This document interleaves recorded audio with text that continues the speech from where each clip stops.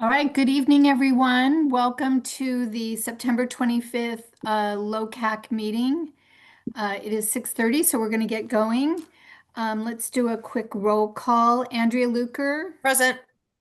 David Cheney, Here. Jim Salio,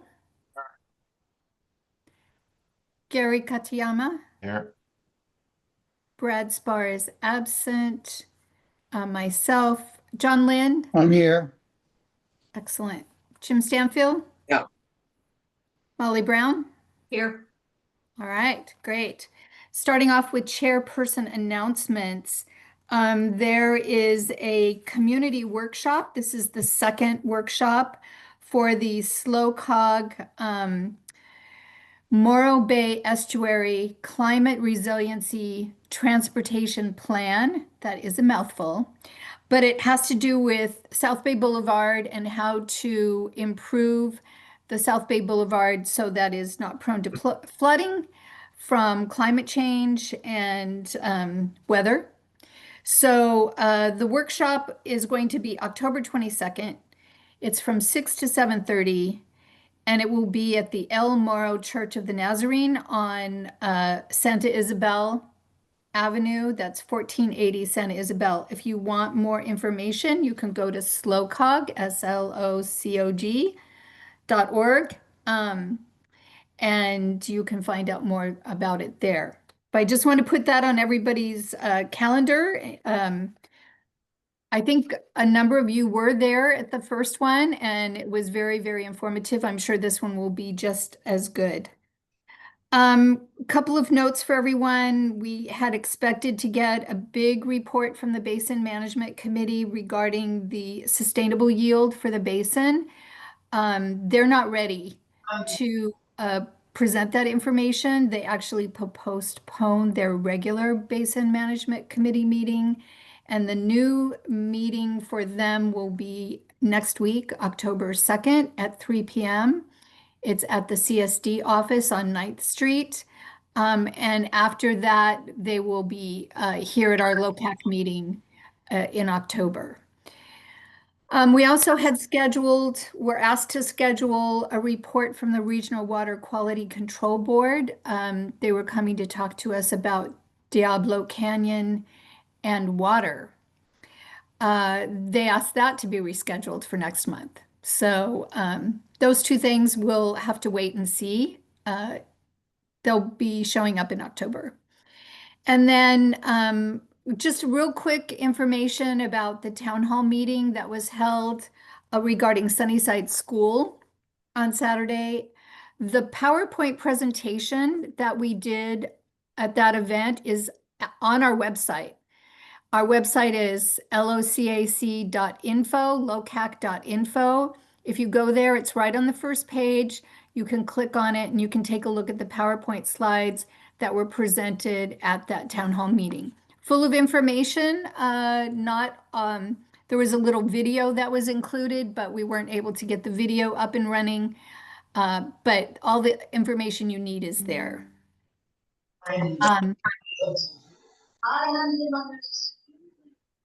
Okay. Somebody needs to mute themselves. Yeah, that's Jim. I heard somebody in your Or background. John. There you go. That's not me. Okay, those are my announcements. Does anybody have, oh, Andrea, you've got your hand up?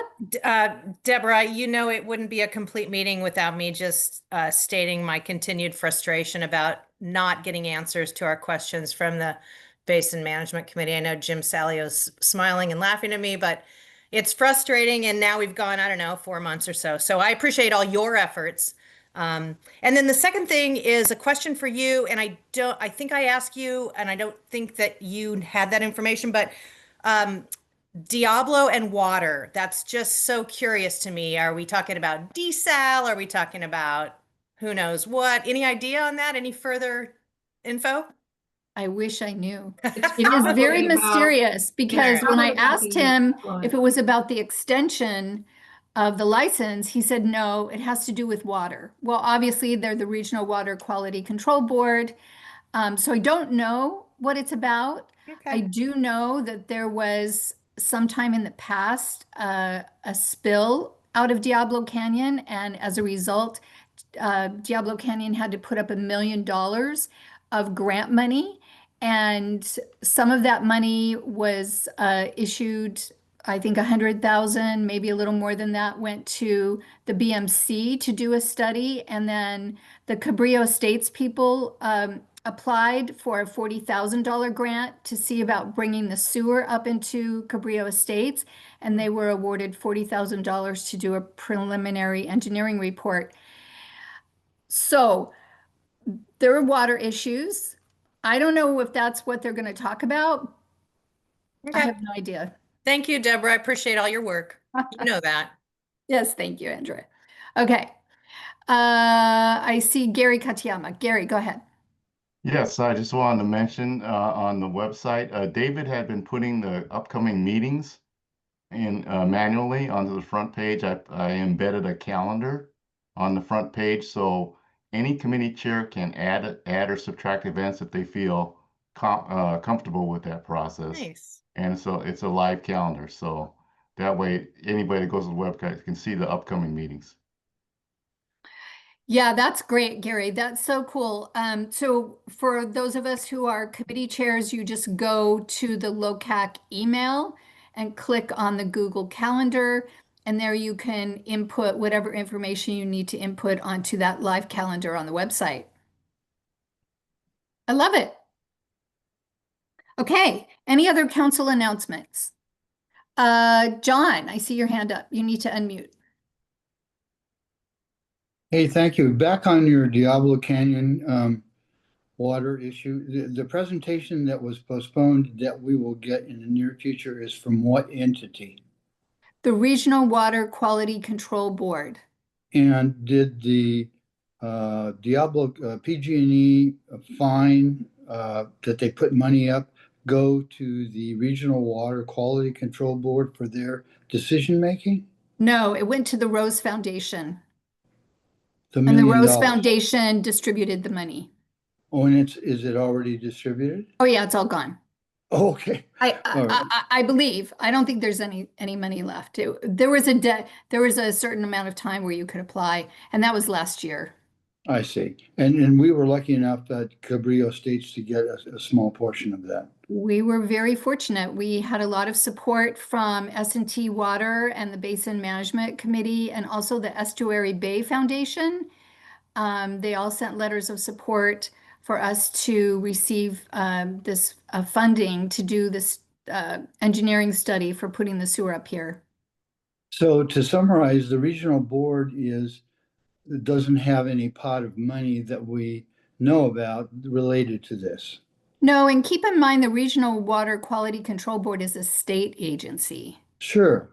Yeah, But I mean, so they regulate Diablo like others. yeah.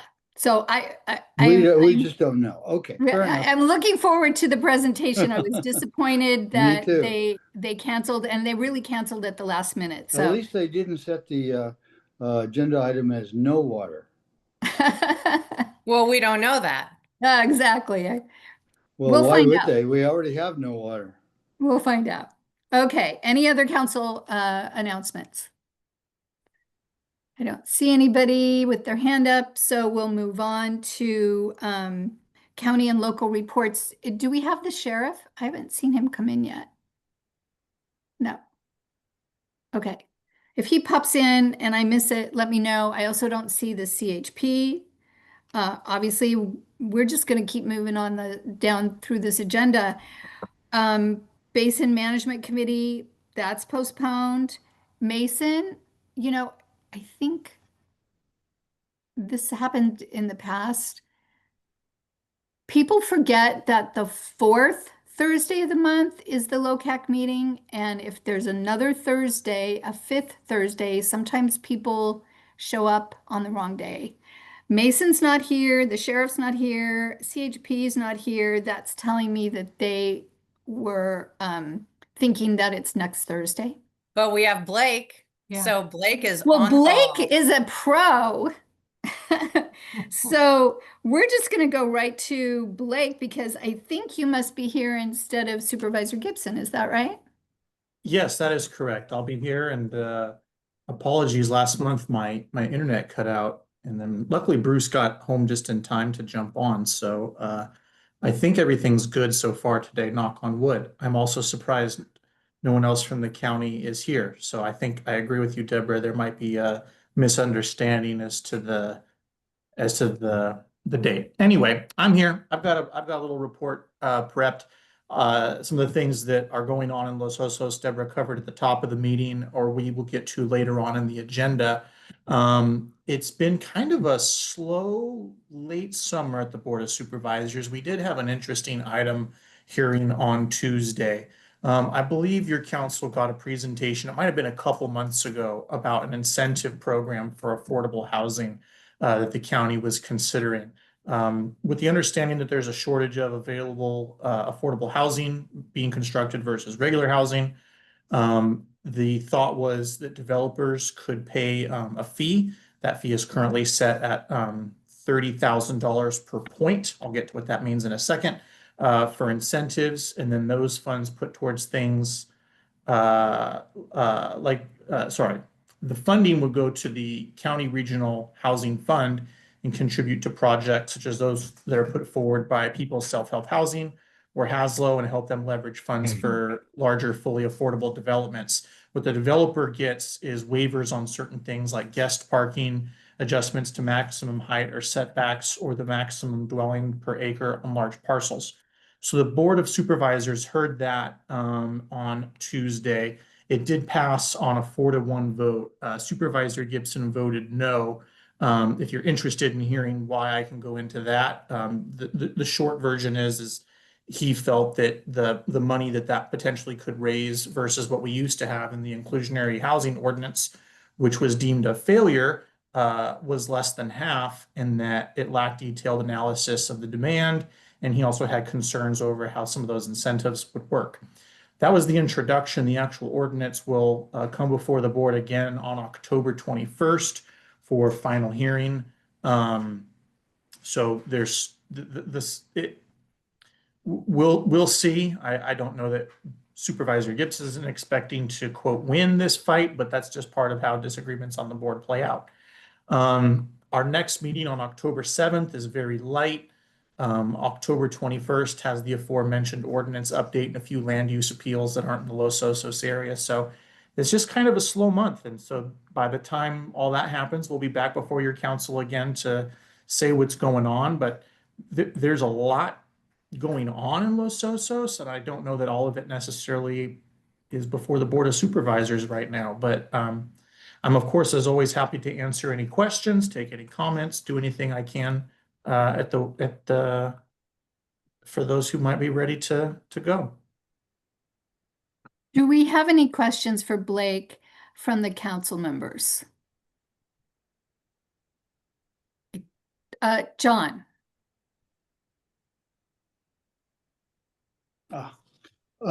Blake, do we know in the arena of affordable housing that we have any project that is making its way through the regulatory process with the county to build affordable housing in town? None that I'm aware of in Los Osos. The only one that I'm aware of currently that's in process is up in Cambria. And off the top of my head, it's, I think, 25 units that's being put forward by People's Self-Help Housing. Part of the challenge is the tightening of federal and state budgets have dried up a lot of the funding that the affordable housing developers would use to get these things built. So I can't in full confidence say absolutely nothing in Los Osos, but there's none that I'm aware of at this time. Okay. Yep. I was afraid that was the answer. Yeah. Jim Salio, you haven't seen anything come through land use, correct? No, not at all. I mean, it would be the same kind of regulatory requirements for many other building in Los Osos, which is a slow, methodic, snail-paced process. Yes, it is. Okay. Any other questions for Blake before we move on? I don't see anybody, so we will go to the CSD report. Chris, are you doing that report for us tonight? I am. Matthew had something come up, and I have a house full of teenagers, so let me know if you can hear them. Hopefully not. I told them to pipe it down for 10 minutes. So a lot's going on at the CSD. We had a special meeting about the Sunnyside School acquisition. FM3, the professional public research firm retained by the district to provide a statistically valid sampling of the community's willingness to pay for the acquisition and ongoing operations and maintenance of the Sunnyside property, began August 18th. The survey was completed August 29th. The results show support for the project with 68% of the respondents in favor, 26% against, and 5 undecided. Maybe you guys already know these results. Full results of the survey are on the CSD website. So September 18th, we had a special meeting held to discuss the results of the survey and the next steps. We all believe that we should continue negotiations with the school district, and the next meeting with the school district will be September 30th. So I think that's next Tuesday. The water resiliency intertie pipeline project, the update on that is on September 4th, we released a request for proposal for the design of the pipeline. And we went over and the board approved the contract with Water Systems Consulting to provide the services. The contract amount is $854,000 and it'll take about a year to complete. They had the most detailed proposal, so it was recommended to us that they seem to understand the intricacies and of our project. If you have any questions regarding the project design, you can contact Ron Munns. LAFCO Municipal Service Review and Sphere of Influence Study. LAFCO completed the draft of the MSR study for the district. The staff have been working with LAFCO for the past year to complete the draft. The study provides details on the community's demographics, review of the present and planned land uses, governance, authorized services, and financial position. The last MSR study was completed in 2014. So the draft document is an update to any changes that have occurred since then. On September 18th, the commission voted to approve the report. And if you are interested, you can find the document on the district's website. We have a special fire tax study underway. The cost to provide fire protection and emergency medical services to the community have escalated dramatically over the past 3 years, due mostly to salary and benefit increases given to CAL FIRE employees. The CSE is analyzing the impacts of these increases and looking at options to see if we can better control the rising costs in the future. I think at this time, Ron did a study and it looked like staying with CAL FIRE, like they've done a good job, and I believe their costs are less than our other options, but they've also been kind of saying they might increase those costs. So I think we did, Ron's been talking to Morro Bay to see if we could pair up with them. Another alternate would be for us to stand up our own firehouse, but I don't think we're ready to do that at this point. That would be a lot of work and kind of beyond our expertise. But at this point, it looks like CAL FIRE is still our best option. And then, yeah, so there's a report on the website for the September 4th board meeting where we discuss that. And the bottom line is we're going to need to have like a special fire tax coming up.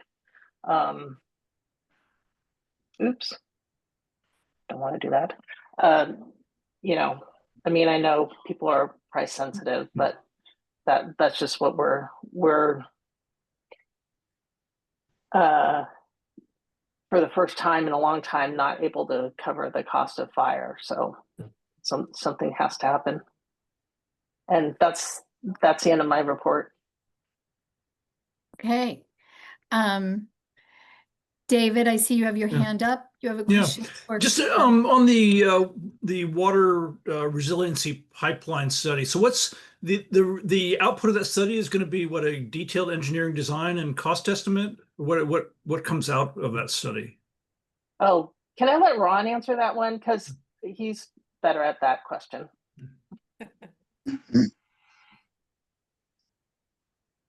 Good evening.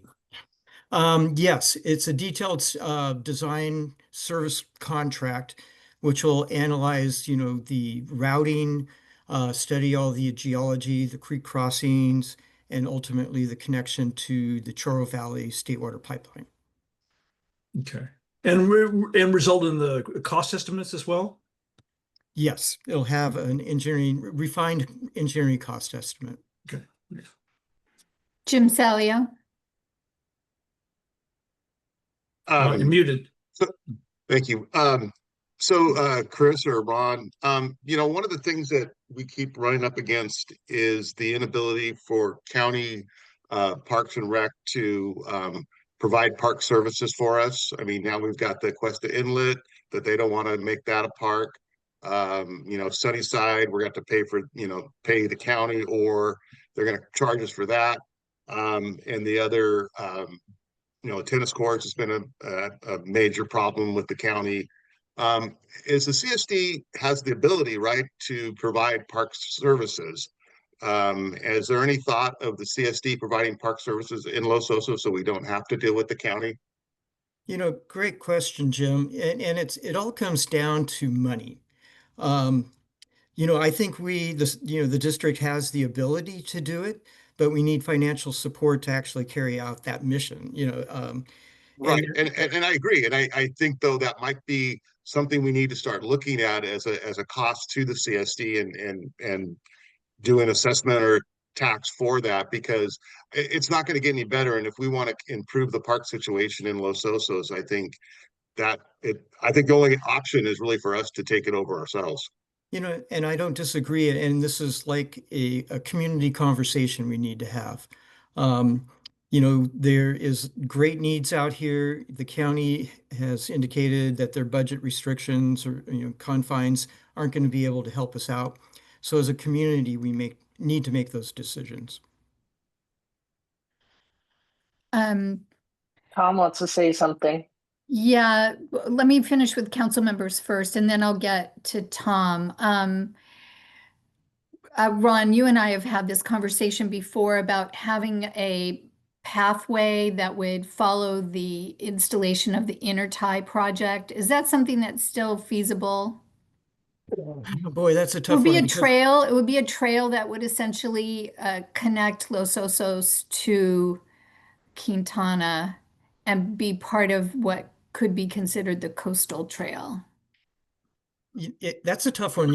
I've been on the technical advisory committee for that South Bay Boulevard study that you mentioned earlier. And there's great interest in doing something in conjunction with the pipeline. The difficult part's going to be timing. Um, the South Bay improvements are still very conceptual. By the time that goes through the process it needs to go through and finding funding, my hope is that we're well underway with a connection. So I think the CSD would be supportive, but again, we have to look at our funding opportunities and how those come in, and the water supply, that resiliency is so important to us. So if it works, it'd be great. If it can't, timing wise, that's unfortunate. So, okay, this is good information for me because one thing we do know is the bridge, the new bridge, should be coming in 2027, isn't that right? That is correct. And it has in the design pedestrian walkways, it has an overlook, It has ability for bikes to travel on that. So what we would be looking for is funding, probably grant funding, where we can build that trail and follow along the work that you are doing to create the intertie, because you're already doing the CEQA stuff. Correct. So, And, you know, the bridge project's interesting because I've been coordinating with the county for the past about 4 years to ensure that we had a port through the bridge to put our pipeline. And the timing of that project, we're probably going to have to install pipe on both approaches from north and south prior to us even having the design completed, just to stay in sync with the county bridge project. The tricky part will be over from where the quarry parking lot is, as you approach, you know, the curves over going towards the state park, you know, from south to north. That's going to be the hard part because the conceptual drawings I've seen for the South Bay improvements could be an elevated parkway, they call it, or it could be levees and, you know, traditional park pathways, both bike and pedestrian. And so that's where it's going to be tricky. I think the yeah. other part's going to be pretty straightforward. Right, right. So for those of you who haven't been to that first resiliency workshop, there was the idea of creating an elevated roadway, and then the existing old roadway could be a bike pedestrian pathway dedicated to bikes and pedestrians, which was a very cool idea. But I'm, what do they call that? Elevated, you know what I'm talking about. Right, I forget the term, but yeah. But anyway, that's a lot of money. Right. So we don't know if that's something that that could really happen. Cool idea. But I just don't want to lose this opportunity. You guys are already going to be going and making that connection to Quintana. If we can create some sort of hiking trail path, you know, you name it, we want to make that happen and not let that opportunity slip by. So I'll coordinate with you maybe a little bit more in terms of looking for some funding, maybe some state funding, and because it would be considered part of the coastal trail, we might be able to tap into, maybe talk to, I don't know, SLOCOG or Parks or somebody. Then again, Definitely the open to that. ongoing maintenance of that is something that we go to the county and say, well, will you maintain this for us? Then, you know, I can tell you what the answer is going to be to that. You know, so I really, I mean, we have all these great things we want to do, but we have to put in the maintenance and upkeep cost of them. I mean, because if we keep looking to the county to maintain those things for us, they're not going to do it in this budgetary time. Right, right. Well, David Cheney can tell you he's part of the volunteer group that already maintain some existing trails. Yeah, I've been volunteering with the Black Hill Gang, which does a lot both in the Morro Bay State Park and Montana de Oro, and I know there are also mountain biking groups that, you know, help maintain Montana de Oro, as well as I think horse groups, right? That's right. So I mean, it seems like if one could organize them and get them excited about the trail, it might be able to. I think it would fall within their, you know, their Interest. activity range to help do the maintenance on them. Okay, thank you. All right, I don't see any other questions from council. So Tom, where'd you go? Hi. There you are. Okay, what's your question? In regards comment. to the CSD taking on Parks and Rec stuff, correct me if I'm wrong, but I think the whole Sunnyside endeavor is an attempt to get into that. Yeah, Without having to rely I on think you're county. right. Yeah, I think that's right. It would be more than dipping your toe in. Let's just say that. It's a full dive in. Yeah, it's a full dive in. Thank you, Ron. Okay, anybody else have anything to say? Questions for the CSD? I don't see anyone. Okay, let's move on to our Chamber of Commerce report. Jim Stanfield. Yeah, we had a beautiful open house mixer in conjunction with the Rotary Club last night in the evening, 5:37. And about 35, 40 people. put up. We had an ice cream social, we did a ribbon cutting. So people now know where we are. And we're operating on a 10 to 2 Tuesday, Wednesday, and Thursday schedule. We're discussing trying to be open in the evening and some hours on Saturday for working people, but kind of trapped in terms of volunteers. We man the office with volunteers, so people who are interested in that possibility, contact me. We can work something out. Right, we're off and running. That's great. That's great, Jim. Anything else? That's it. Okay, all right. I need So to do- mention, of course, we're in the planning stages for the big October coming up. Oktoberfest. Yeah. Yes. Deborah, Yes. I have a quick question for Jim. Jim, what is the date of the Christmas parade in Los Osos this year? The parade is always on the second Saturday of December. Okay. I will tell you that the Morro Bay Lighted Boat Parade is also on the second Saturday of December this year. So, you know, I don't think it's a big deal. One's in the morning, one's in the evening, but just FYI. Interesting, they'd come up with the same date. Yeah. Yeah, I think there was more involved in that, which I'm not privy to at this point. There's an evening. Yeah, PM. Okay, no conflict. Yeah. Okay. Anything else for Jim? Any questions for Jim? And the location of the new chamber office is on Bush Yeah. Street. Actually, it's on Bush. So you can come on in Steve Oslander's parking lot. I mean, that had come off of Los Osos Valley Road as well. There you go. Do we have any public comment for items not on the agenda? Jim. Good evening, folks. I just want to introduce myself. My name is Jim D'Antona. I'm a Cayucas resident. I am also a candidate for the supervisor's race to replace Bruce Gibson. So I just wanted to introduce myself. I sit on the Cayucas Citizens Advisory Council. I'm the land use chair there. So a big thank you for all the work you're doing. And you'll see me around. Obviously, I'll be attending more of these meetings and look forward to engaging with you in all the work you're doing. Just wanted to say hi. Thanks. Great. Thank you. Thank you for coming tonight. Nice to see you. Do we have any other comments? Don't see any hands up. So let's move on. So we just have a really quiet agenda tonight. We don't have any consent items. We don't have any regular agenda items. So let's just go to the treasurer's report. Jim, what do you have for us?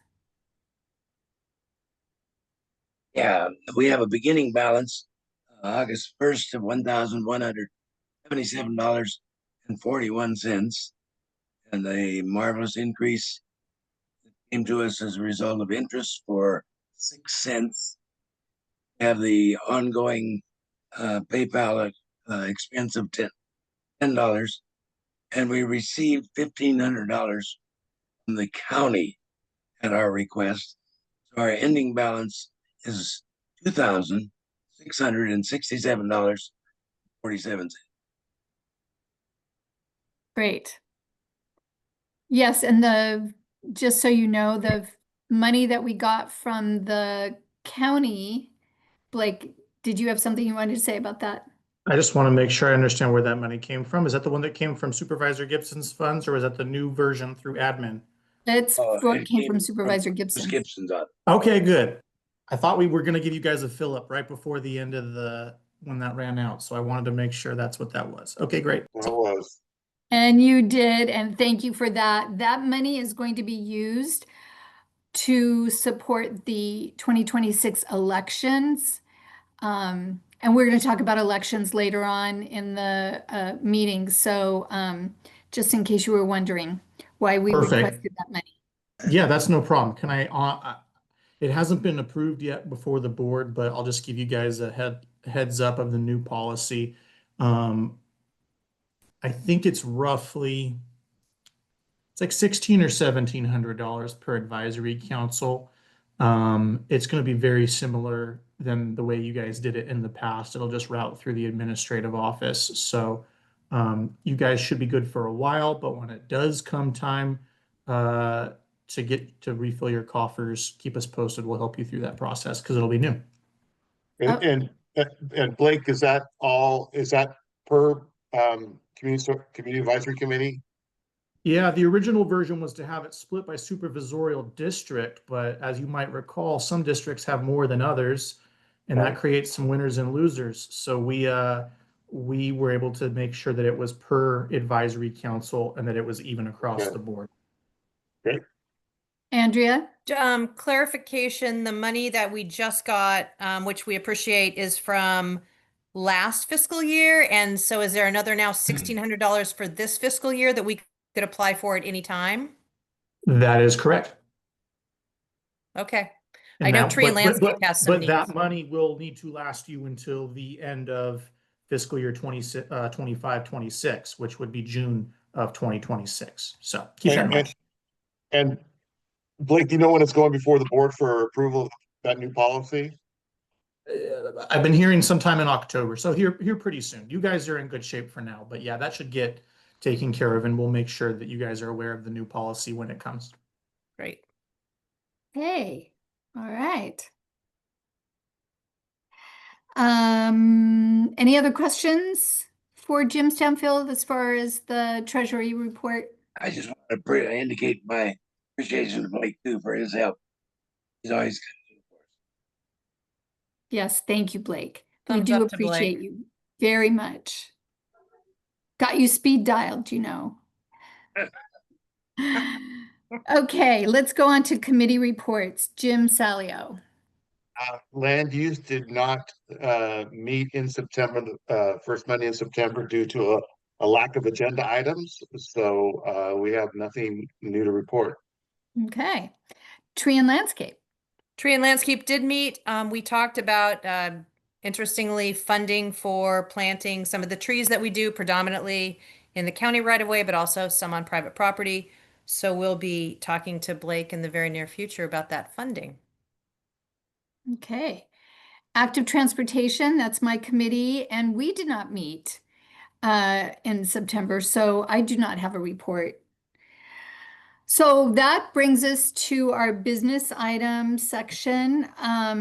We had a subcommittee formed. Andrea was the chair, is my understanding, Jim Salio, Brad Spar, to look at election procedures, and they made some suggestions to the bylaws and policies and procedures.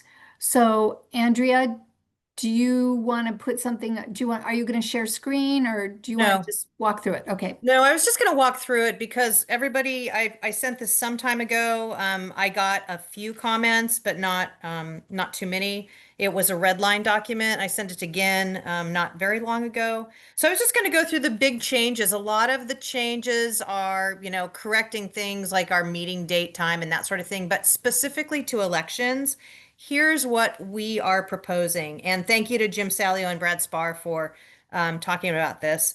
First of all, we're recommending that our board go from 11 members to 9 members.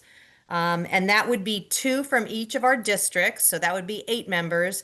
And then once those people are elected through an election process that I'll talk a little bit about, the board majority would appoint a 9th member. We felt it was important to have 9 because we might have a decision where we needed that extra odd number. We did have kind of an interesting situation with our board. You're probably wondering, well, what about the 11 members? We had 8 that were from each district, 2 from each district, and then we had a situation where the supervisor would appoint 3 at-large members. I did reach out to both Blake and to Bruce Gibson, and while they loved the power of appointing 3 of our members, it was when times were not so beautiful. And they are no longer interested, nor do they feel it's necessary to be part of that. So we're again suggesting to going from 11 to 9 with 1 at large. Let's see, we are suggesting to eliminate the absentee ballot provision. It's about 4 pages long in our bylaws, and it really is cumbersome. Rather set a date for elections and everybody comes in and elects on that day. We're suggesting and talking a little bit about the potential of having that election on a date that there's something else going on. Perhaps it's the event we had a few years ago where some of the county agencies and the agencies that are, affiliated with Los Osos come together at the Red Barn, and Deborah serves ice cream and as she did last time, and we have the election there. The elections are generally pretty mellow, so we're trying to get some more interest in the elections. Those are predominantly the changes on the bylaws, and then the changes on the policies and procedures are really just a lot of cleanup, and then again eliminating the absentee ballot voting procedure, which we think would be a good idea. So I'm happy to answer questions. I know Mr. Salio is happy to answer questions. What I'd like to do, if people are comfortable with these changes, is clean up the document and get you a final version, not a red line, to approve at our next board meeting. That's it. Pretty short. Okay. So Andrea and I did have a pretty lengthy conversation about this. And I'm just going to share with you my concerns, and I'm going to, if I can do this without, I don't know why. Oh, there it is. Okay, I'm going to actually share my screen because I want you guys to see something because it relates directly to my concern. This is the FM3 survey that the CSD paid for and was done in regards to Sunnyside School. And here's question number 1. Here are some names of organizations active in public life. Please indicate whether you have a favorable, unfavorable, or you've never heard of them. Well, if you take a look at E, that's us. We have a really low score here, people. And this is a concern for me. It's a concern because we can't really expect people to volunteer to serve, to be elected, if nobody even knows who we are or what we do. And then add that to the fact that we're going to ask them to come and show up on one day at one particular time. It just reduces the population of people who could show up even more. In order for that to be effective, I think we do have to do some sort of an event, an outreach event that represents our committees, our tree and landscape, our transportation, our land use committees, so people know what we do. And then also bring in other organizations. At that last event, which was 2 years ago, we had the BMC, we had Rideshare, we had other people, and yes, I gave out free ice cream. So we need to do that if we're going to go back to just people have to show up on one particular day at a particular time in order to cast a ballot. And then we're going to have to do some promotion in advance so that people feel like they could even make a choice. Like, how would they even know who to vote for unless it was your friend, your personal friend?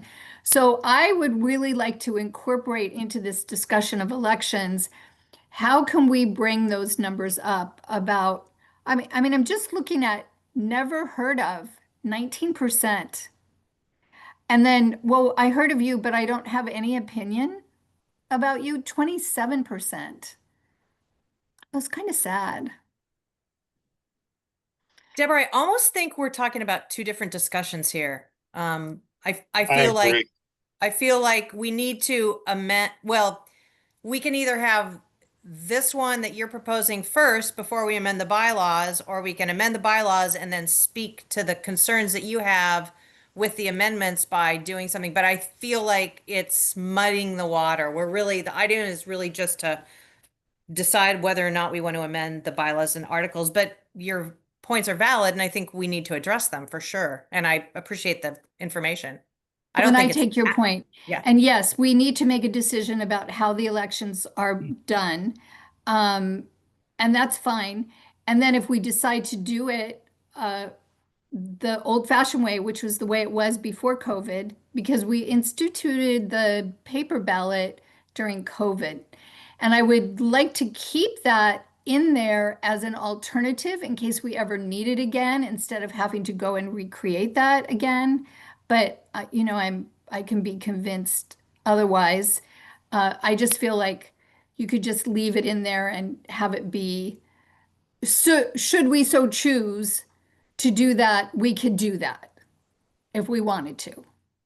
You mean the absentee ballot process, not the Yeah, paper? the absentee ballot, the absentee ballot. But we just need to fully embrace this election idea where we're really going to promote ourselves and we're really going to get a little more recognition here in the community if we want to have really good council members.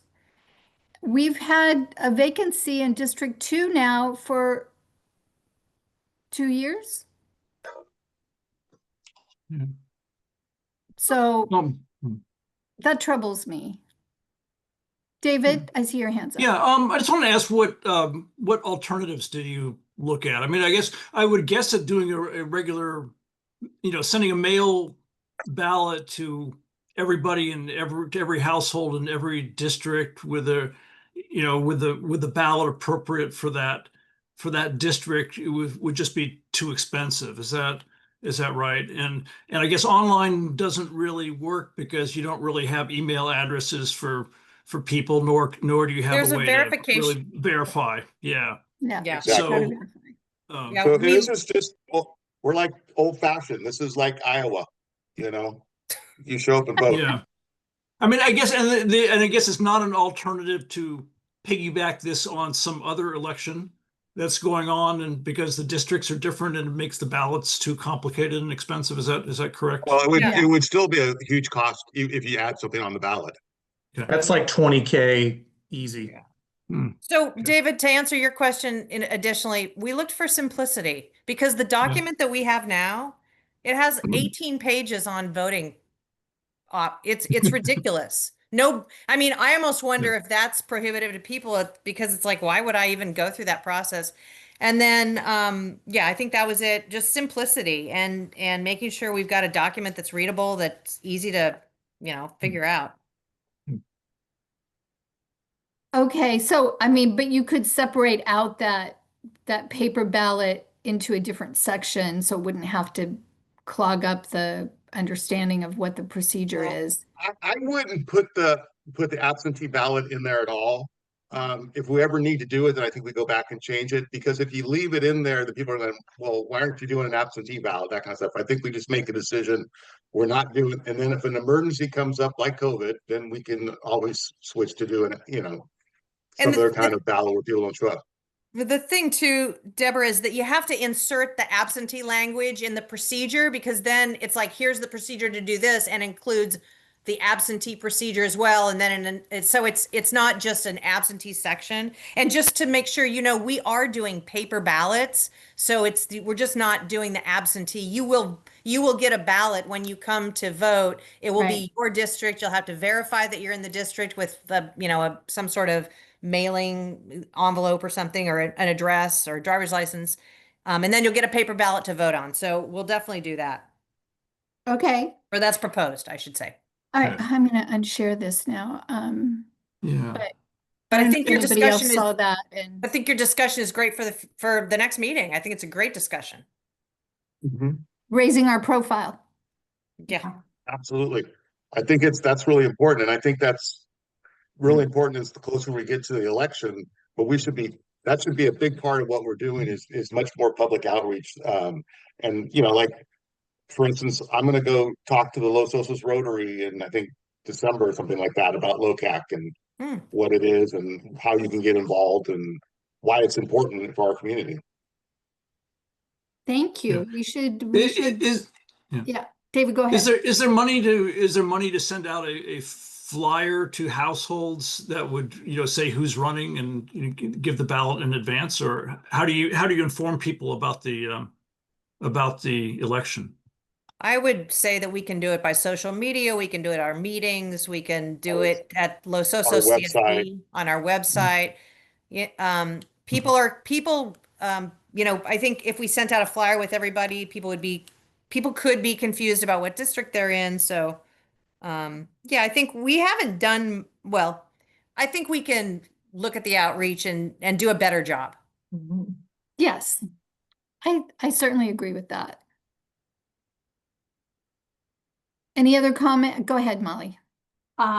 Do we have anyone on LOCAC that has any kind of marketing background? Because some of this stuff is kind of marketing questions. I don't think so. No, okay. I was going to nominate Jim Salio. No, I have no marketing background. I worked for the government, so we were lucky. So We didn't I, want people to know what we were doing.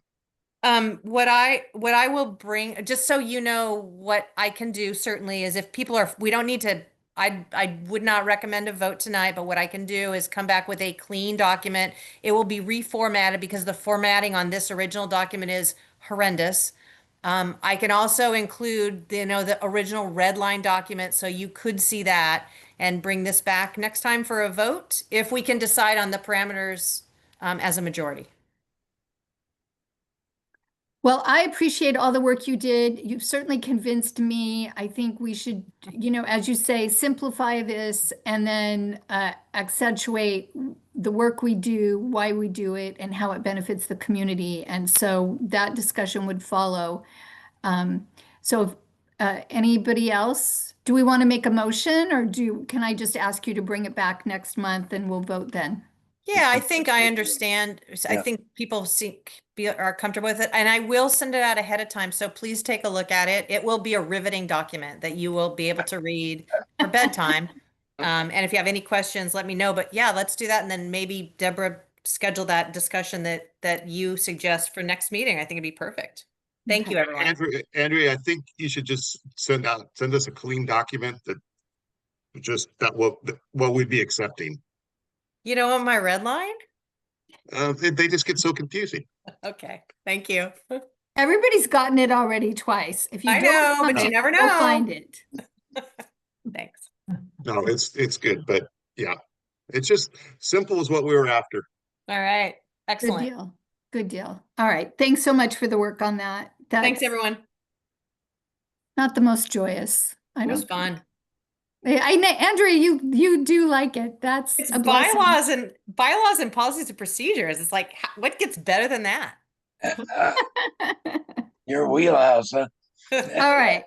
Let's move on to our discussion regarding the ad hoc LOCAC CSD Parks Committee meeting, Sunnyside School update. So as you know, LOCAC and CSD have been meeting weekly to strategize on how to acquire the Sunnyside School. And a lot of information was presented at the town hall on Saturday about how that's going to happen. So there are two tracks to acquiring Sunnyside School. Track number one is the CSD is proceeding with negotiations. You heard about that tonight from Christine. And they will be the lead agency that will acquire a Sunnyside School. On a second and separate track, there will be a citizens initiative put forward by 4 or 5 proponents that will ask for a ballot measure to be placed on the June 26 primary ballot. This ballot measure will ask the community of Los Osos to support a property tax of about $15 a month, which is $185 a year, to do 2 things. One, pay for the school, and then that portion would sunset after 15 years, and then an additional part, which would be the operations and maintenance cost, which would be ongoing. So it's important that the citizens initiative be separate, because as citizens initiative, you have a different threshold to pass the initiative. It's 50% plus one versus the typical 2/3, which would be necessary if the CSD was doing it, for example. So obviously, if we want this to pass, going the citizens route is the way to go. There is a group being formed out of this Parks Committee that is now calling themselves the Sunnyside Coalition, Sunnyside Park Coalition. They will be the citizens group. And so they are separating themselves from this ad hoc committee. The ad hoc committee still exists, but it's not going to be meeting as frequently because a lot of the work is going to be done separately, either by the CSD through their negotiations with using their attorney, and then the Citizens Coalition moving forward on getting the signatures necessary to put the initiative on the ballot and campaigning for the passage of the ballot. And then all of that effort will come together with the results of acquiring Sunnyside School and creating an income stream to operate, maintain, and improve. So that's, in a nutshell, the Sunnyside School update. And just so you understand, and to be clear, the ad hoc LOCAC CSD Parks Committee is still in existence because it does more than Sunnyside School. They also concern themselves with the community park, South Bay Community Park, where we're looking at adding additional tennis courts and also looking at other opportunities for parks and park and recreation. So that is actually a group that could look for grant funding for the trail that would go along with the Intertie project that we talked about earlier, or the trail that has been proposed from the end of Palisades through some private property owned by a developer to Ramona, which would allow people to walk from Sweet Springs to the community park on a park trail. So these are all things under the purview of the ad hoc committee because they take a 360-degree view of our park situation and are not entirely focused on Sunnyside, although that has been sort of our primary focus recently. Questions? Concerns, comments? Molly? I have one question, which is maybe not for this group, might be for somewhere else, but I'm wondering if empty lots are going to get the same charge, because there's no one living on an empty lot to utilize a park. So it's just a question I have, because when the sewer system went in, they actually put assessments for the sewer system onto undeveloped lots, which was supposedly for your future hookup maybe, but anyway, I own an empty lot, which is a yard, and I pay a tremendous amount of taxes for it. And I was just hoping that that could be taken into consideration for the assessment if there is one on this. I mean, if you have an empty lot, there's nobody living there to provide any county services to, so. Well, Molly, do you pay for like the San Luis Coastal Unified School District assessment on your empty lot? Is it on your bill? I can't remember offhand. I'm not sure. Because that would tell you, because that's exactly the same thing. Mm-hmm. Yeah, I'll have to look. I know there's definitely some stuff on there, but it's a lot of money just to own an empty lot. It's a lot of taxes to own an empty lot. My There may not understanding be a is it plan would be a separate out, parcel yeah. tax. What'd you say, Deborah? It's my understanding is that it would It's a be parcel a tax, yeah. parcel tax. So if you have a parcel, you would have a tax. Yeah. But, you know, my point is just people are not there utilizing, people are not living on that lot to utilize a service, so. Anyway. They could be if you sold it. In 20 years down the road, maybe. Andrea, you have your hand up? I'm pretty confident that yes, you'll be, unless you did a lot line change and made it your one parcel, you're going to be taxed. I own a couple of vacant parcels somewhere else and I pay for school and everything else, and it's for the future use. So kind of keep that in mind. I know it hurts a little bit, but think about the future. My question is, I did see that they did on KSBY today. They had a story about the coalition, the Sunnyside School Coalition, and they talked that they were going to start getting signatures at the end of October through, I think, January 22nd. I seem to recall, Deborah, the number of verified signatures that they have to have is about 1,400. Is that the number you're thinking? So the number we absolutely have to have is like 1,023 or so. Ron, Okay. if you're still here, correct me if I'm wrong. But we want to make sure we have enough. Sure. So So we're you're going to gonna go get for extra. 1,400 so that any of them are thrown out, that we're still going to have plenty. Sure. That's not a lot of signatures, so that's great news. Very excited about that. Yeah. Jim, your hand's up. Just had a question about our relationship with the Citizens Advisory Group that's gathering the signatures. We're not the CSD, so can we have involvement with them, or are we kind of a quasi-government agency, so we don't want to taint the waters? Do you know? It's a question that actually Bruce Gibson was wondering about, and he said he was going to get back to me about whether or not there was any concern there. I don't see how there could be, because we are separate from the county. Yep. We're separate from the CSD. We're all citizens of Los Osos, and we represent the community. So as far as I can see, I don't see that there's any conflict with us supporting the effort. And if Bruce comes back to me and says that he has a concern, I'll be sure to bring it to you right away.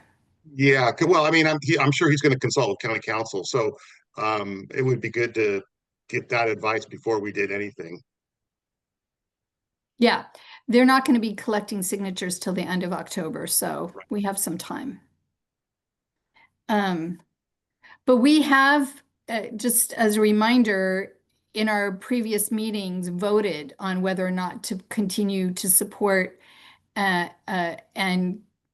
move this project forward. So Yeah, it really is just the signature threshold level, or the money threshold level, or actually the percentage to pass is what it is. That's the concern. We don't want to come back and the clerk's office says, no, you guys were involved. This is not a citizens group, So yeah, I just don't see how that could be, because the county is very hands-off in terms of, Everything. They're hands-off in terms of everything. it would take somebody to challenge it, right? And then that would force their hands on making a decision. True. That is true. We're a little bit different from other advisory councils because we had a little issue in the past with our bank checking account, and we ended up creating a 501c4 for LOCAC. So that's not, I don't think there's any other advisory council that has that kind of status, but we have maintained our 501c4 status. So anyway, we are separate. That's my point. And we have spent no money. We have not spent any money that we got from the county. We don't intend to spend any money for the campaign. If we posted the petition on our website and that kind of stuff, that could be construed as collecting it, assisting in collecting the signatures, which could. Yeah, I don't think we would do that, but I'm glad you're bringing that up. I think it's a good point. So far, we've only provided information, such as the PowerPoint presentation from this past weekend, but they have created their own website. The Sunnyside Park Coalition has created their own website, and so that information will be found there. So just for a little more information, it looks like, unlike traditional charities, 501c4s are allowed greater freedom to engage in political lobbying and some campaign activities, as long as those activities are not their primary purpose. I still agree we should ask, but yeah, it seems unlikely. I know John's trying to get a question in. I see his hand. Oh, you do? Yeah, I Okay, do. John, go ahead. I see my hand too. Deborah, educate us regarding the long discussion about the buildings at Sunnyside versus the parkland and how they may be utilized. What is the latest thinking? Because there's been a lot of permutations in terms of different uses for each component. What is the latest thinking on that? Yeah, good question. Well, nothing definitive with the exception of the Central Coast Waldorf School. They're already there, they're already renting, they intend to stay and continue to pay. And that money is very helpful because it helps maintain the operations and maintenance of the buildings there. They would also like to expand. They'd like to have an office presence and add a few more classrooms. So we see that as a very good partnership in terms of having them be on site. The rest of the buildings are really where the CAL FIRE was. And I took a tour with Ron Munns through that building. There's a lot of space there. We could have daycare there very easily. There was one section where they had the teeny, teeny, tiny toilets and the teeny, teeny, tiny sinks, where you could do a daycare center very easily. There's a room where CAL FIRE had a lot of computers, and they did whatever they did as far as watching for fires. And I, in my mind, saw doing something with Cuesta Community College that would be sort of a tech room where they would do classes where they could teach like adults or, just have maybe special classes through community center, the community college there. The CSD could potentially move their offices there. And then the multi-purpose room would be perfect for a teen center, a senior center, all kinds of programs could be run out of there. So there's a tremendous amount of opportunity as far as the buildings go. And what about the asbestos issue?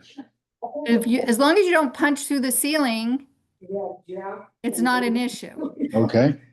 So we In won't be regard- punching through any ceilings. All right, and regarding the parkland, then that'll be a community discussion regarding how we might divide that up. Yeah, I think what you can expect to see, because the money will come in drips and drabs as grants are written. First, the sports fields are going to be restored down below, down along Los Osos Valley Road. So you'd have a baseball diamond, a softball diamond, and then a soccer practice area. And then as you move up, there's the basketball courts, a large pavement area where we could do a couple pickleball courts, and then a grassy area where you could have an enclosed dog park. Those are the things that we've identified that the community really wants. Beyond that, I don't think we've gone into any detail.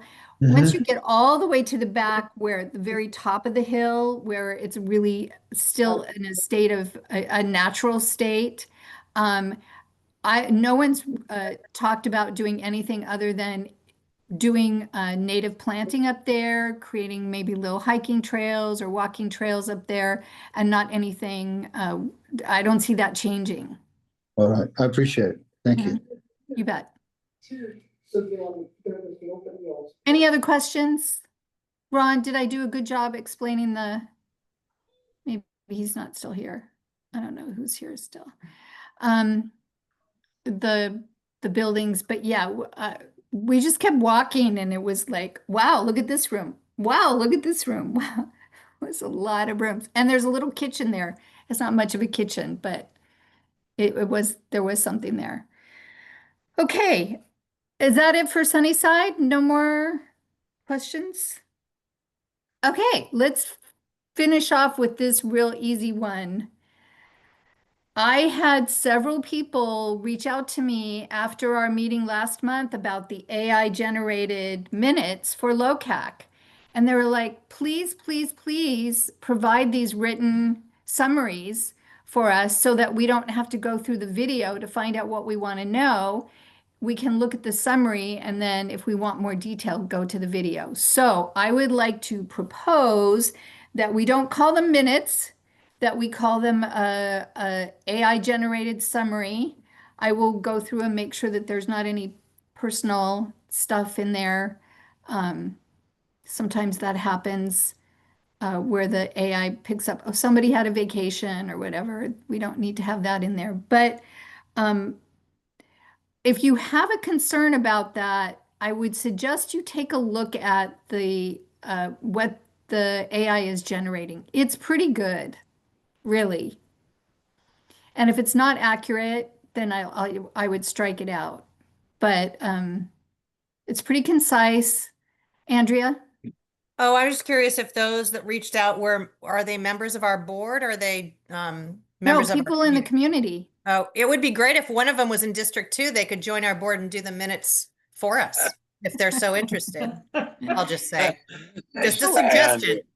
Yeah, I think what happens is that people don't necessarily attend our meetings, but they want to know. So they go and they listen to the meetings after the fact. And then when we talked about the AI generation of, summaries or minutes, they were like, well, that would be really helpful. And so if we don't call them minutes, then we don't have to approve them. We don't have to, they're not. I'm not opposed to it. I feel like it's a lot of work for you to go through those documents. And I mean, I'm not opposed to it at all. And my suggestion was actually pretty serious, but yeah, it just seems like a lot of work for you, Deborah, on top of chairing, but up to you. I'll lower my hand now for the rest of the night, I promise. Jim? You're muted. You're muted. Thank you. Last time we talked about it, we thought it was going to be too much work, but if you're willing to take on the work, I hate to put this work on you, but it's something I don't want to do. So I don't think anybody else in the committee wants to do it either. So it's up to you. Yeah, You want to I take it don't on. really see it as that much work. It's a pretty concise summary. It's Okay. not very long. It's not word for word. It is not word for word transcription. Right. It is, they do a compressed summary, and then it goes through sort of bullet points of like, okay, this was discussed and so said, voted this or said this. It's like a page and a half. It's Okay. not a big deal. So, It's a good David, idea. Post it on our website. yeah, I would just post it on the website for people to see. I would just review it for accuracy, because if it Right. got something wrong, then I would want to correct that before it went Right. out.